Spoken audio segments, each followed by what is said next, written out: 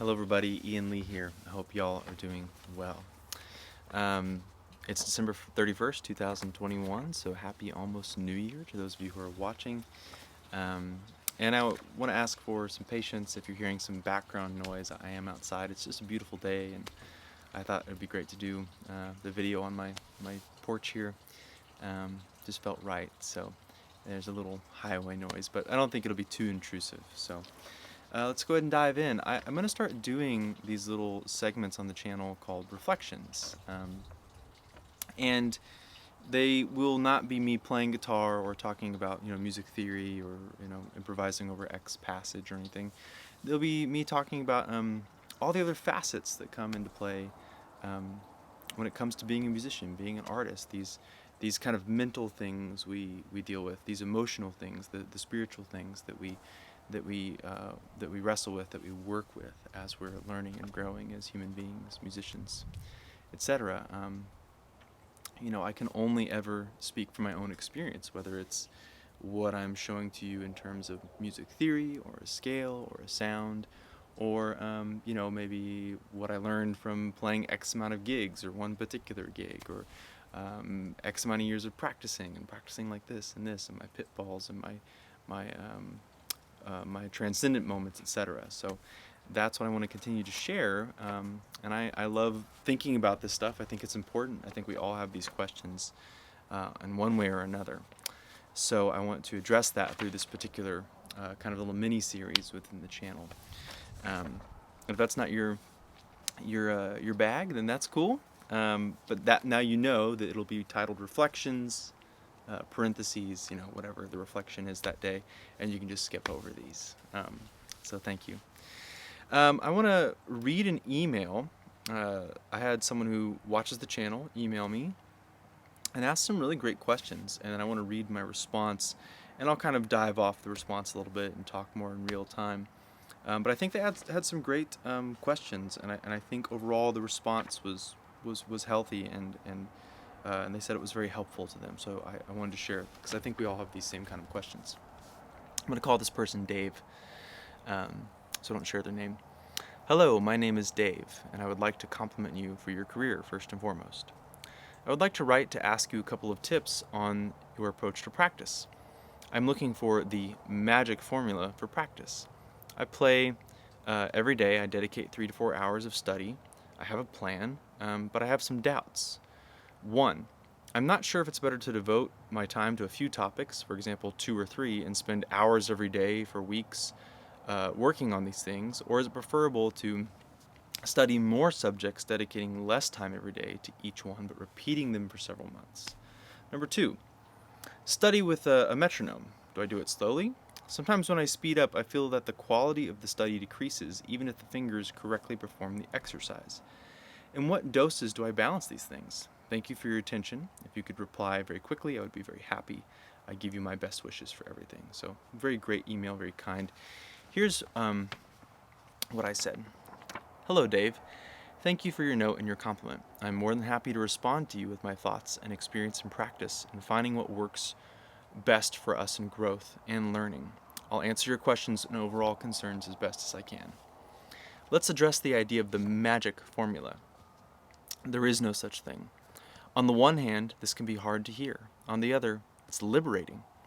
I spent many years looking for that magic formula, which simply doesn't exist for quite a few reasons. And really, I think there's a lot of reasons, but I just listed a few.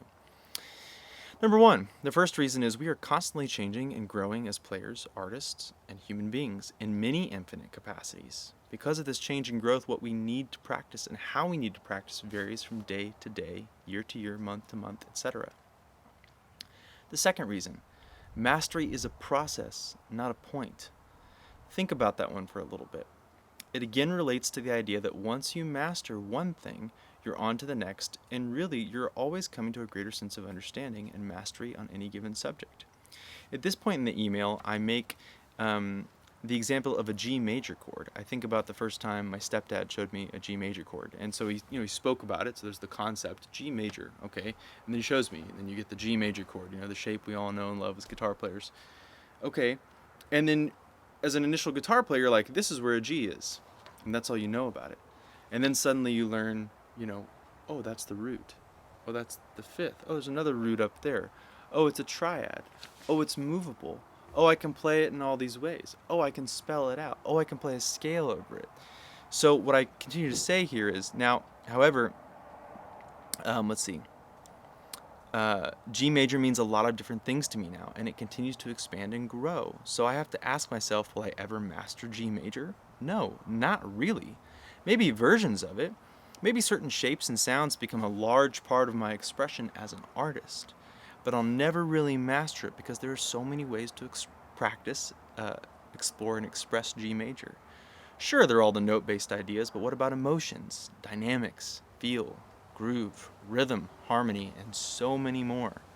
The third reason, we all learn uniquely, so trying to stuff ourselves into a magic formula box can be quite stifling.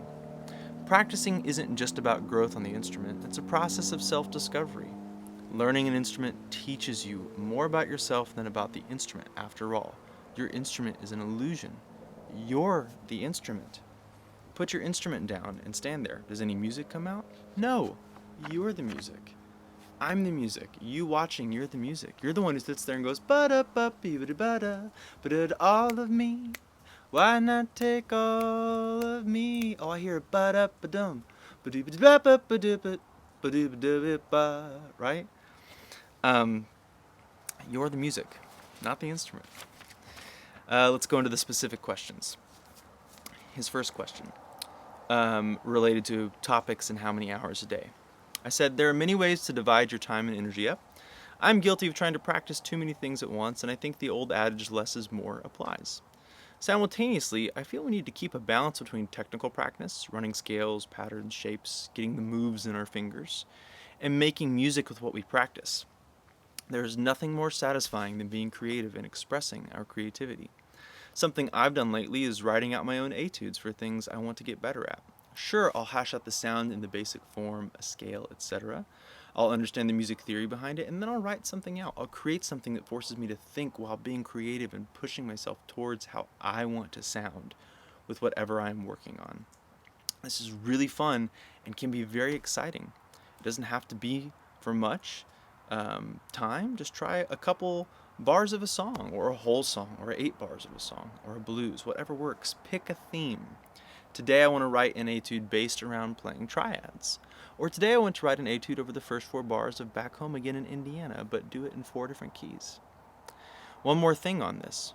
Practice until you get bored. Then move on. Don't force yourself to learn if you're enthralled with John Coltrane-style pentatonics for 3 hours one day. Don't feel guilty for not practicing anything else. Music is beautiful in the sense that it is always supportive of itself and loves itself. All change is global. The next bit. Study with a metronome slowly. This is what that next part about speed and clarity. I said, great question. I'll personally like to do things on the slower side. If we want to get fast, we have to practice fast, but I'm not a speed demon. When I need to play fast, I can. Usually when I practice, it's slow these days, because I'm trying to hear what I'm playing and the next sound I want to hear in my head and bring that to life on the instrument. When doing strictly mechanical things, absolutely, play slow and fast. Balance it as you see fit. If I can offer one more piece of advice, it's to learn to trust yourself. You have all your own answers already. Take the journey. As you create and listen, you will be led. Keep going. You'll realize there isn't an endpoint, and you don't want there to be one. Music is all about forward motion. And I said, I do hope this long-winded ramble helps you, which I will say now on the YouTube video as well. I hope this long-winded ramble helps you. I wanted to end with a quote from James Clear. If y'all don't know who he is, he wrote a book called Atomic Habits that's great. He has a wonderful newsletter. It comes out once a week on Thursdays. And the first part of the newsletter was a quote from him. An expert is someone who over many years manages to remain confident enough to keep trying and humble enough to keep learning. Let's all chew on that one together for a little bit. I'll see you on the next side of the year, 2022. And thank you so much. All right, we'll talk soon.